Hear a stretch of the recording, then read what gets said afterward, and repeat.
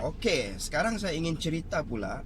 Okey, saya ingin cerita pelan ya, pelan yang terbaik yang ada dalam Tone Wow pelan. Okey.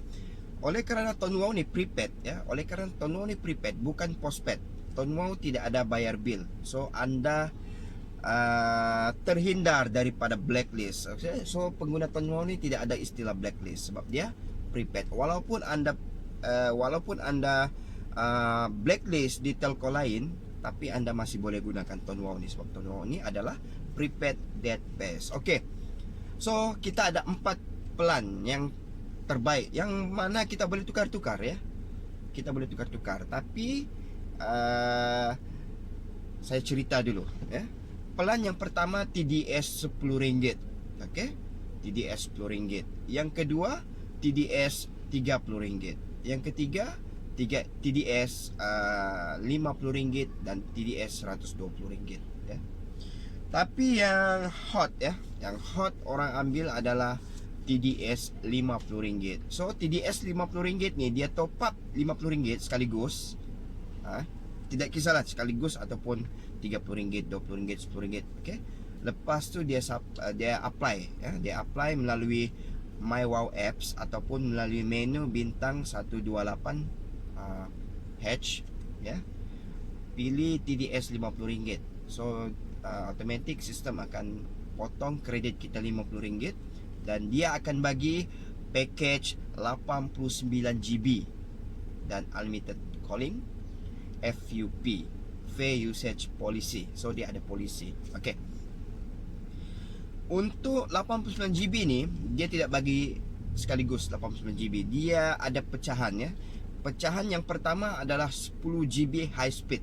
Okey. 10GB high speed ni untuk kegunaan kita Google kan, Play Store, kita install apps apa semua ni menggunakan 10GB high speed. Kalau habis ya, kalau habis kita boleh beli boost plan RM17, 17GB.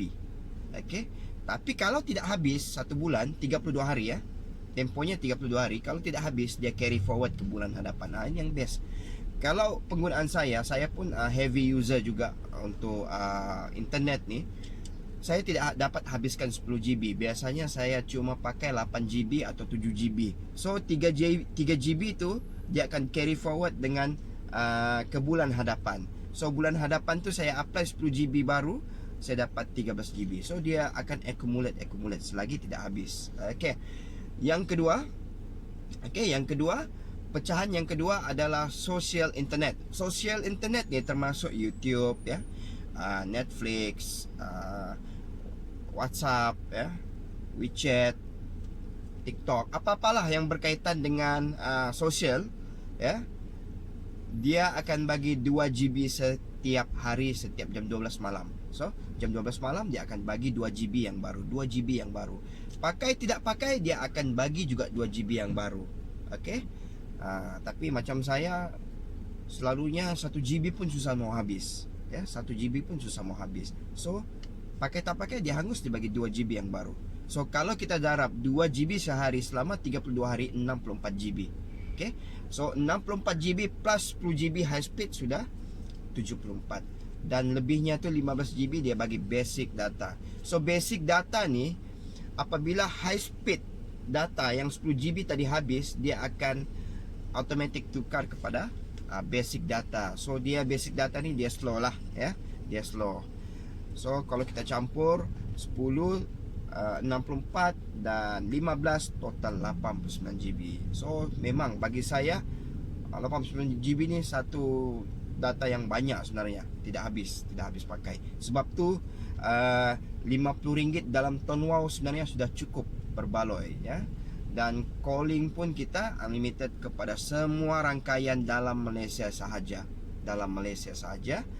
Okey. Jadi dengan syarat carry forward tadi yang 10GB tu high speed tu, dia akan carry forward ke bulan hadapan dengan syarat kita langgan package yang sama sebelum package itu expired ya. Jadi hari yang ke-30 kalau boleh kredit RM50 sudah ready ada dalam SIM card kita ya. Jadi bila hari ke-32 tu dia automatic renew, kita tidak perlu apply, dia automatic renew dengan syarat RM50 tu ready sebelum plan kita tu expired. Okey. Okey, inilah plan yang ada dalam Tonwow. Okey, assalamualaikum.